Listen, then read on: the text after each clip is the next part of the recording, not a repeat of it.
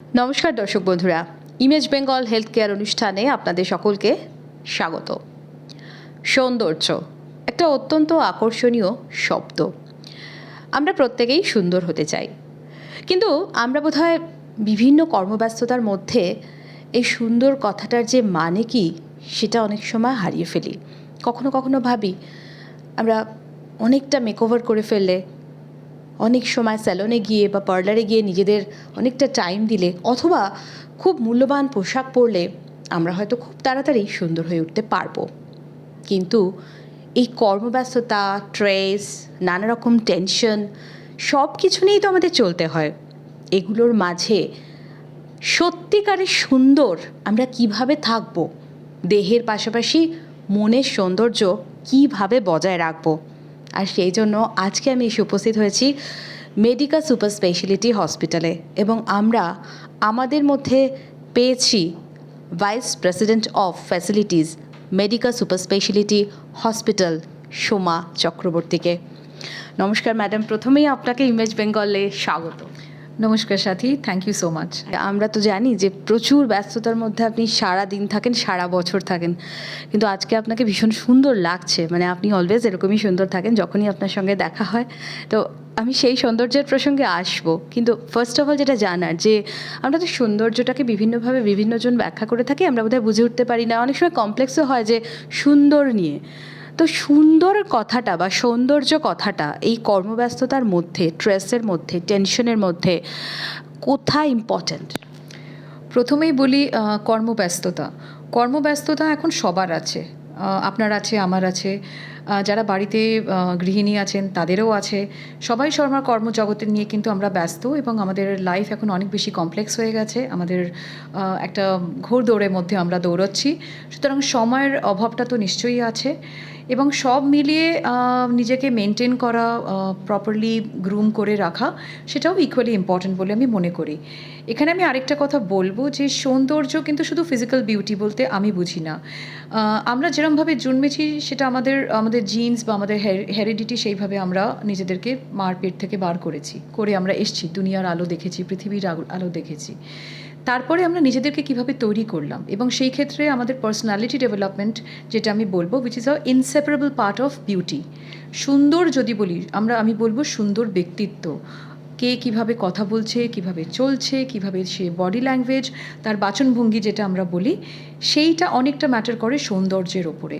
শুধু মেকআপ করা, শুধু ব্র্যান্ডেড জামা কাপড় পরলেই যে সুন্দর হবে, আর সেটা অপোজিট করলে যে সুন্দর হবে না, অন্তত আমি ব্যক্তিগতভাবে সেটা মনে করি না।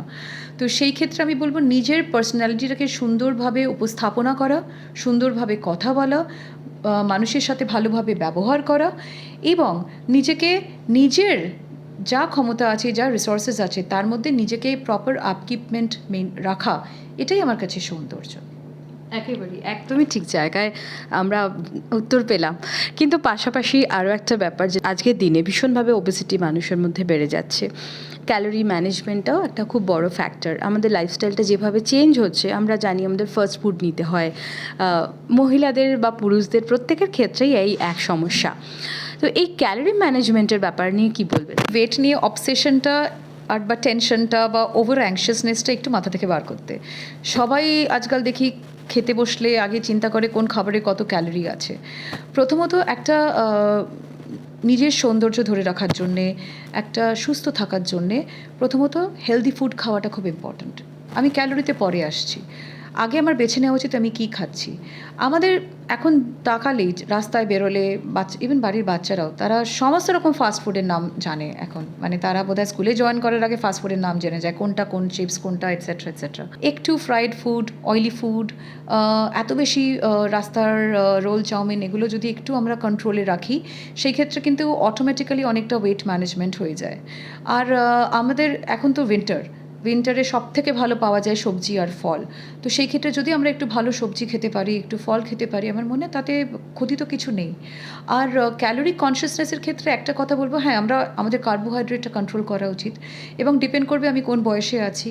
আমি যদি দেখি যে আমার ফ্যামিলি হিস্ট্রি ডায়াবেটিস আছে বা অবেসিটি আমার ফ্যামিলি হিস্ট্রিতে আছে, তাহলে আমাকে এক্স্যাক্টলি জানতে হবে যে আমি প্রোটিনটা কতটা খাবো, আমি কার্বোহাইড্রেট কতটা খাবো, এবং বেসটা কিন্তু হবে যে যতটা সম্ভব অয়েল কনজামশনটা একটু কম হয়। আমরা তা বলে কি ভাজা খাবো না? নিশ্চয়ই খাবো, অফকোর্স খাবো, কিন্তু তেলের ওই ছাঁকা তেলে ভাজাটা না করে যদি একটু কম তেলে ভাজা হয়, কম তেলে যদি বা কম ঘিতে যদি পরোটা হয়, তাহলে খাওয়ার দিকেও বজায় থাকলো, আবার অ্যাট দ্য সেম টাইম আমার ওয়েট কন্ট্রোল যেটুকু করার কথা, আমার ক্যালোরি কনসিয়াসনেস যতটা থাকার কথা সেটাও মেনটেন হলো। না খেয়ে ফাস্টিং করা, তাতে যে শুধু যে ওয়েট কমে তা না, আমি একটা জিনিস খুব দেখেছি অনেকের ক্ষেত্রে, খুব অ্যাব্রাপ্টলি ডায়েটিং করলে যেটা হয়তো ওয়েটটা কমে কিন্তু একটা ওভারঅল ইনার সিকনেস তৈরি হয়, শরীর উইক হয়ে যায় ভিতর থেকে, এবং তার সব থেকে বেশি রিফ্লেকশনটা হয় স্কিন আর হেয়ারে। আমরা মহিলারা খুব কনসিয়াস থাকি আমাদের স্কিন যাতে গ্লো করে সব সময়, আমাদের চুল যেন ঠিকঠাক থাকে। তো সেই ক্ষেত্রে খুব ফাস্ট ডায়েটিং করলে চুল আর স্কিনের কিন্তু খুব বাজে রকমের ক্ষতি হয়।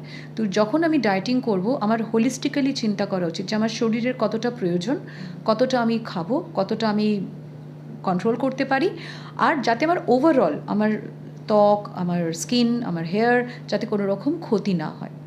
এখন শীতকাল, শীত গ্রীষ্ম বর্ষা নির্বিশেষে আমি বলবো যে স্কিনটা ভালো রাখার সব থেকে সোজা উপায় কি? হেলদি লাইফস্টাইল, দুটো শব্দে। কেননা আমরা সবাই জানি যে আমাদের অন্তত দিনে 7-8 ঘন্টার ঘুমানোর প্রয়োজন। সবার ক্ষেত্রে হয় না, আমাদের সবাই কোনো না কোনোভাবে আমরা স্লিপ ডিপ্রাইভড হয়ে থাকি।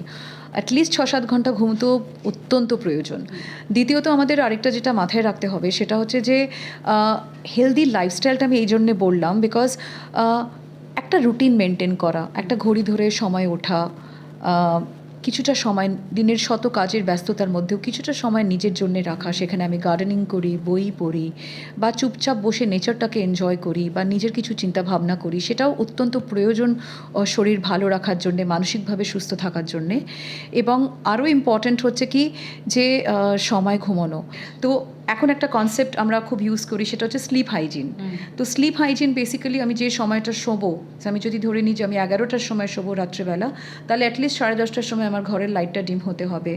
ফোনটা আমি হয়তো, আমার যদি নেচার প্রফেশন থাকে যে আমার রাতে ফোন আসতে পারে বা এমার্জেন্সি কলস হতে পারে, ফোনটা আমি রাখলাম হয়তো, বাট ফোনটা নিয়ে যে আমাকে শুতে হবে, ফোনটা নিয়ে যে আমাকে সার্ভ করতে হবে তা তো নয়। তো সেই ক্ষেত্রে আমি হয়তো সোশ্যাল মিডিয়াটা একটা স্লিপ মোডে রেখে দিলাম, কি রাতের 6-7 ঘন্টা আমি সোশ্যাল মিডিয়া চাইলেও অ্যাক্সেস করতে পারবো না। সব রকমের ফোনেই অপশনটা আছে, সেটা করতে পারি। একটা পার্ট অফ স্লিপ হাইজিন তাহলে কমপ্লায়েন্স হলো। তারপরে আমরা যেটা করতে পারি, সব থেকে ভালো আমি মনে করি বই পড়তে পড়তে ঘুমানো। এর থেকে ভালো সাবস্টিটিউট কিছু হতে পারে না। ঘুমটা অত্যন্ত প্রয়োজন, এবং একটু রুটিন মাফিক একটা স্ট্রাকচার্ড ওয়েতে লাইফটা ধরে রাখাটা কিন্তু খুব প্রয়োজন। আমরা সবাই অনেক টাকা খরচা করে ভাবি যে আমাদের বয়স হচ্ছে, আমাদের ওই স্কিন ক্লিনিকে গিয়ে এইটা করতে হবে, ওইটা করতে হবে, সেইটা করতে হবে। তার থেকেও সব থেকে বেশি প্রয়োজন একটা হেলদি ফুড আর একটা রুটিন মাফিক লাইফস্টাইল মেনটেন করতে। তার মানে এই না যে আমি বেড়াবো না, তার মানে এই না যে আমি পার্টি করব না, কিন্তু যেগুলো মাঝে সাঝে করার কথা সেটা যদি আমরা মাঝে সাঝেই রাখি আর সেটাকে রোজকার না করে ফেলি, অনেক কিছু জিনিস অটোমেটিক্যালি ভালো থাকবে। একেবারে। একটু আসছি জটিলতায়। জটিলতা বলতে আমরা তো জানি, একটু আগে আমরা শুরুতে আলোচনা করছিলাম যে আমাদের লাইফটা অনেক বেশি এখন স্ট্রেসফুল হয়ে গেছে। প্রত্যেকের লাইফে টেনশন, স্ট্রেস, একটা ছোটো বাচ্চা থেকে শুরু করে বড়রা অবধি। আমরা চাই যে না আমরা স্ট্রেস নেব না বা আমরা টেনশন করব না, কিন্তু আমরা নিয়ে ফেলি অটোমেটিক্যালি। এই স্ট্রেস বা টেনশন থেকে বাঁচতে কোনো রেমেডি আছে, কোনো দাওয়াই আছে? প্রত্যেকের লাইফে স্ট্রেস আছে এবং থাকবেও। ফার্স্টে এই রিয়েলিটিটা অ্যাকসেপ্ট করতে হবে, life cannot be stress free. So দিনের প্রত্যেকটা সময়, প্রত্যেক দিন, কিছু মুহূর্তে কিছু না কিছুভাবে স্ট্রেস থাকতেই হবে, সেটা খুব ন্যাচারাল পার্ট। কিন্তু ডিপেন্ড করছে আমি স্ট্রেসটাকে কীভাবে দেখছি, স্ট্রেসটাকে আমি কীভাবে হ্যান্ডেল করছি। হ্যাঁ, এরকম সব দিন ভালো যাবে না, এটাও মেনে নিতে হবে। প্রত্যেক দিন আমার দারুণ যাবে বা প্রত্যেক দিন আমার খুব খারাপ যাবে সেটা না। যদি আজকে ভালো যায় কালকে খারাপও যেতে পারে, আবার কালকে খারাপ গেলে পরশু ভালো যাবে। সো সেইটা ধরে নিয়ে চলতে হবে। স্ট্রেস থাকবে, স্ট্রেসটাকে আমাকে উইথস্ট্যান্ড করে চলতে হবে। সব কিছু আমি একদম প্রেশার নিয়ে পুরো বকডাউন হয়ে গেলে তো হবে না, সেটা বাড়িতে হোক কি অফিসের হোক। তো মাথায় রাখতে হবে একটা জিনিস, যে যা ভালো জিনিসেরও যেমন শুরু আছে শেষ আছে, খারাপেরও শুরু আছে শেষ আছে। আই থিঙ্ক সেটা খুব একটা থট এটা মাথায় ধরে নিতে হবে যে ঠিক আছে, this is not a good phase, but এটারও শেষ আছে। আরেকটা জিনিস যেটা দেখতে হবে, যেটা আমি পার্সোনালি খুব ফলো করি, সেটা হচ্ছে যে যখন নিজে স্ট্রেস থাকে, একটা কাজ করি কি ওই টপিকটা চেষ্টা করি ওই টপিকটা থেকে দূরে নিজেকে অন্য কোনোভাবে এনগেজ করা। তার জন্য কেউ রান্না করতে পারে, কেউ গার্ডেনিং করতে পারে, গাছ নিয়ে পরিচর্যা করলো, বা পেন্টিং করুক, বা কিছু লেখালেখির কাজ যে করতে ভালোবাসি তারা লেখালেখি করলো। মাইন্ডটাকে একটু অন্য জায়গায় নিয়ে যাওয়াটা ইজ ভেরি ইম্পর্ট্যান্ট। কারণ একই জায়গায় যদি আমি গোল গোল গোল ঘুরতে থাকি, তাহলে কী হয়, আমার মাথা থেকে ওই থটটা, ওই কমপ্লেক্সিটিটা কিন্তু বার হচ্ছে না। এবার যেটা জানবো সেটা হচ্ছে মেকআপ। মেকআপ কেমন হবে? ফার্স্ট অ্যান্ড ফরমোস্ট বলবো মেকআপ লাইট হবে। টু মাচ অফ মেকআপ কিন্তু ভালো লাগে না দেখতে, বরঞ্চ মানে চেহারা যে ন্যাচারাল যে সৌন্দর্যটা, সেটা আমার তো মনে হয় সাপ্রেস করে দেয়। একটু হালকা লিপস্টিক, আমাদের ইন্ডিয়ানদের কাজল পরা আমরা খুব পছন্দ করি, আমাদের সবাইকেই কাজল পরলে খুব ভালো লাগে, বা হালকা বিন্দি যারা পরে। তো সেই ক্ষেত্রে আমি বলবো মেকআপটা একটু সাটল করলে ভালো লাগবে। খুব গাঢ় কাজল তার সাথে খুব ডার্ক লিপস্টিক কিন্তু ভালো যায় না সব ক্ষেত্রে। হয়তো ইভিনিং মেকআপে সেটা ভালো যায়, এবং সেটাও ডিপেন্ড করে কে কতটা কীভাবে ক্যারি করতে পারছে তার উপরে। তো আমার বডি টাইপ কীরকম, আমি লম্বা, আমার আকৃতি কীরকম, আমি কোন শাড়িটা পরেছি, সেই ক্ষেত্রে মেকআপের চয়েসটা খুব ইম্পর্ট্যান্ট। আর এখন আমরা সবাই ইন্টারনেট এডুকেটেড, আমরা সবাই জানি কিছু কিছু টার্মস, আমরা জানি এই কম্পোনেন্টগুলো মেকআপে থাকা প্রয়োজন, এগুলো থাকা উচিত বা এটা থাকা উচিত না। তো সেইটা একটু বেসিক নিজেরা রিসার্চ করে মেকআপ প্রোডাক্টস কিনে, নিজেরা একটু স্টাডি করে যদি মেকআপ প্রোডাক্ট কিনে যায়, আমার মনে হয় সেটা ভালো হবে। আমরা ফ্যাশন কিভাবে করব? প্রথমত ফ্যাশনেবল হওয়া উচিত, ফ্যাশন সেন্স থাকা উচিত, কিন্তু সেই ফ্যাশন সেন্সটাকে নিজের একটা ইন্ডিভিজুয়াল স্টাইলে অ্যাডাপ্ট করলে আমার মনে হয় ভালো হবে। ঠিক ফ্যাশনের মতো গা ভাসালে কিন্তু চলে না, যেটা এখন চলছে সেটাই আমাকে করতে হবে, হয়তো সেটা আমাকে স্যুট নাও করতে পারে। Sari is timeless, eternally timeless. যে কোনো অনুষ্ঠান বলুন, ফর্মাল বলুন, ইনফর্মাল বলুন, পার্টি বলুন, পিকনিক বলুন, শাড়ি তে সব থেকে সুন্দর লাগে আমাদের মেয়েদের।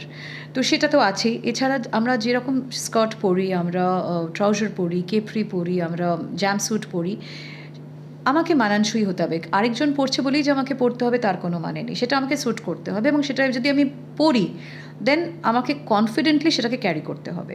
আমাকে জানতে হবে এই পার্টিকুলার ড্রেসটার সাথে আমাকে ফ্ল্যাট জুতো ভালো লাগবে না হাই হিলস ভালো লাগবে, সেই ড্রেসিং সেন্সটা থাকতে হবে। সব একসাথে পরে নেওয়াটা is never the wise decision.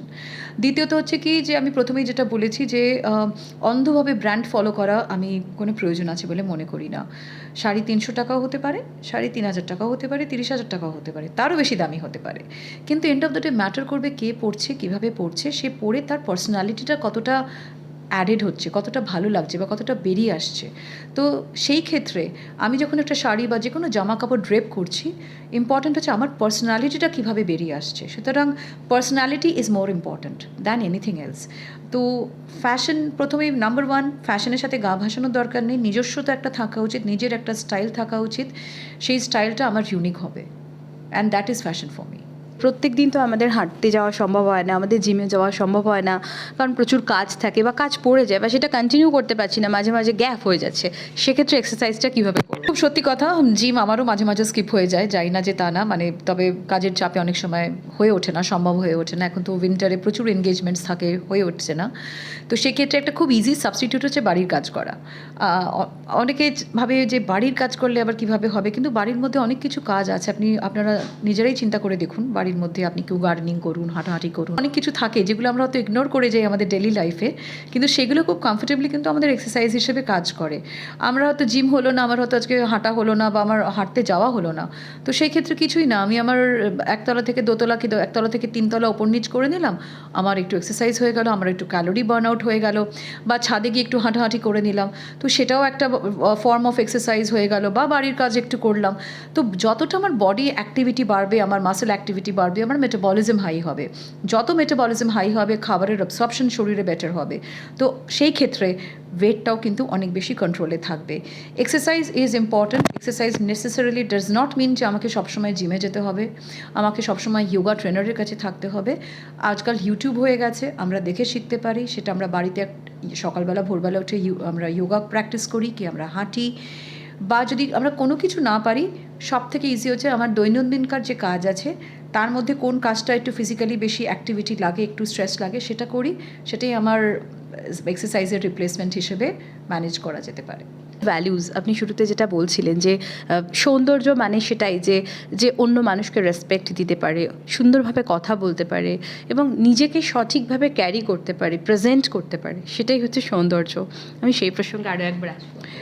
দেখুন, সৌন্দর্য is part of life, and আপনি লাইফের থেকে ডিসিপ্লিনটাকে আলাদা করে দেখতে পারবেন না। সুতরাং যে কোনো কিছু করতে গেলে আপনার একটা ডিসিপ্লিন লাগবে।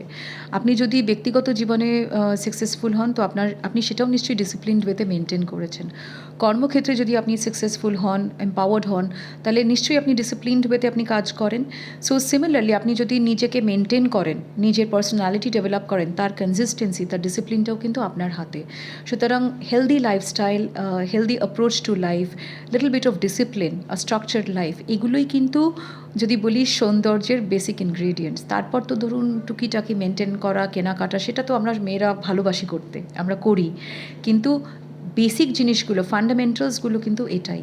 এই ফান্ডামেন্টালস যদি আমরা ধরে রাখতে পারি, আমার মনে হয় আমরা সবাই কোনো না কোনোভাবে স্ট্রেসটা অনেকটা অতিক্রম করে আমরা সবাই হ্যাপি থাকতে পারবো, ভালো থাকতে পারবো, সুন্দর করে হাসতে পারবো, এবং সেটাই সৌন্দর্য। Thank you very much. আমরা ভীষণ ভীষণ সুন্দর তথ্য পেলাম সৌন্দর্য সম্পর্কে।